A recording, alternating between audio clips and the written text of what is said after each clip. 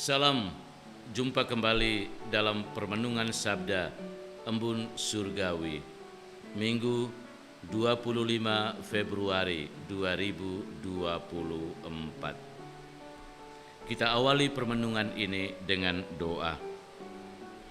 Dalam nama Bapa dan Putra dan Roh Kudus. Tuhan, sekali lagi kami datang menyapamu dalam permenungan Sabda ini. Bukalah hati kami untuk boleh meresapi sabdamu ini, dan jadikanlah kami sebagai pelaku-pelaku yang baik dalam mewartakan sabdamu, karena kami percaya bahwa sabdamu adalah sabda hidup yang selalu membawa kebahagiaan dan kedamaian. Semoga kami sebagai pelakumu dalam mewartakan sabdamu ini senantiasa juga membawakan kebahagiaan, kedamaian, ketentraman bagi sesama kami dimanapun mereka berada. Kami puji namamu ya Tuhan, kini dan sepanjang segala masa. Amin. Mari kita dengarkan bacaan Markus bab 9 ayat 2 sampai dengan 10. Yesus dimuliakan di atas gunung. 6 hari kemudian, Yesus membawa Petrus, Yakobus dan Yohanes, dan bersama-sama dengan mereka, ia naik ke sebuah gunung yang tinggi. Di situ mereka sendirian saja. Lalu Yesus berubah rupa di depan mata mereka, dan pakaiannya sangat putih berkilau-kilau. Tidak ada seorang pun di dunia ini yang dapat mengelantang pakaian seperti itu. Maka nampaklah kepada mereka Elia bersama dengan Musa. Keduanya sedang berbicara dengan Yesus. Kata Petrus kepada Yesus, "Rabi, betapa bahagianya kami berada di tempat ini.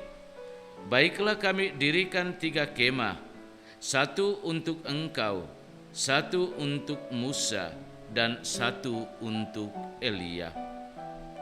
Ia berkata demikian sebab tidak tahu apa yang harus dikatakannya, karena mereka sangat ketakutan. Maka datanglah awan menaungi mereka, dan dari dalam awan itu terdengar suara, "Inilah anak yang kukasihi, dengarkanlah dia."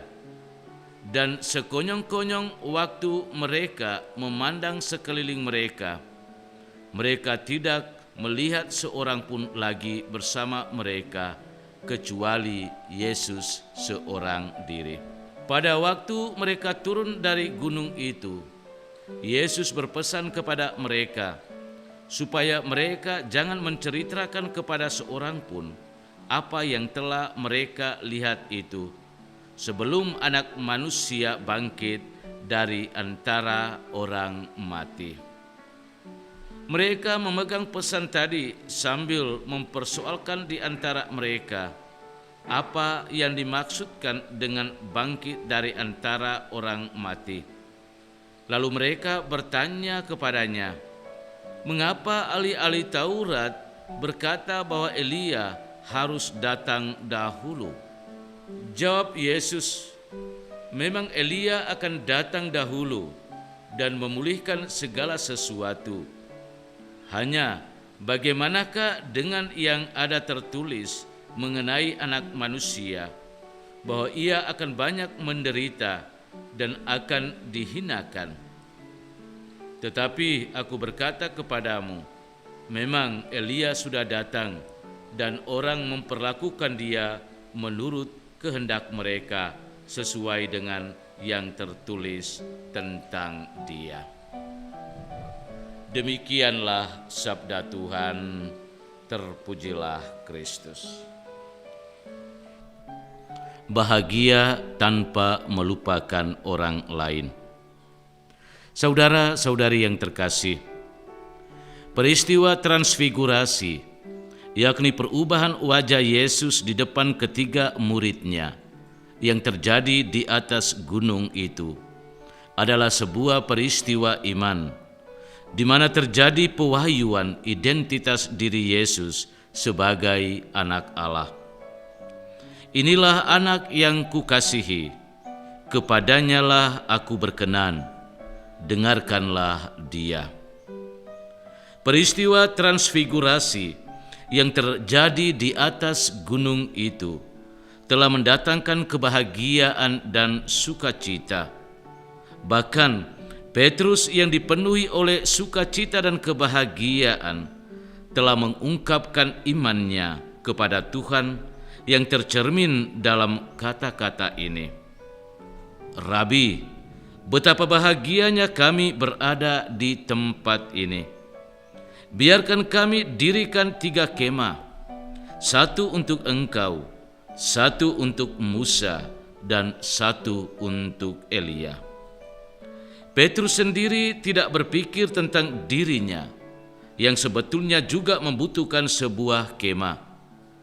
Namun itu semua dipersembahkannya untuk Tuhan, Musa dan Elia. Saudara-saudari yang terkasih, Tuhan sendiri tidak mau membiarkan agar ketiga muridnya itu tetap terus berada di atas puncak gunung kebahagiaan dan sukacita. Tetapi Dia sendiri harus mengajak mereka turun dari atas puncak gunung kebahagiaan dan sukacita itu dan masuk ke dalam dunia nyata kehidupan manusia yang penuh dengan tantangan dan penderitaan.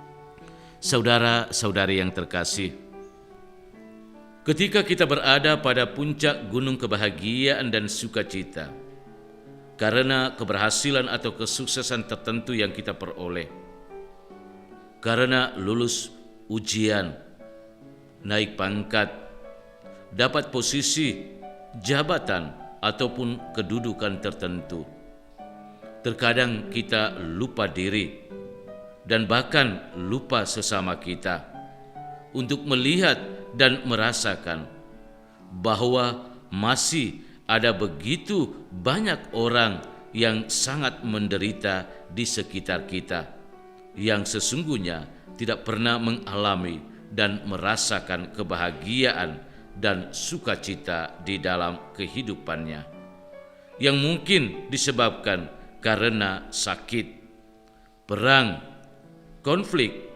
tekanan ekonomi, penindasan dan kekerasan, gagal usaha, gagal tanam dan panen, putus sekolah atau kuliah. Saudara-saudari yang terkasih, sabda Tuhan hari ini mengajak kita umat beriman sekalian untuk juga berpikir tentang orang lain yang sangat menderita dan yang membutuhkan perhatian serta pertolongan dari kita. Apapun bentuk kebahagiaan dan sukacita yang kita alami, tidak hanya untuk kepentingan diri kita sendiri, tetapi baiklah kita juga membagikan kebahagiaan dan sukacita itu kepada sesama kita. Mari kita singkirkan sikap ego dan ingat diri kita yang berlebihan, yang terkadang melupakan orang lain, yang mungkin jauh lebih menderita dari diri kita, dan yang sangat membutuhkan uluran tangan dan sentuhan tangan kasih kita. Tuhan, terima kasih untuk sabda-Mu yang sudah kami renungkan.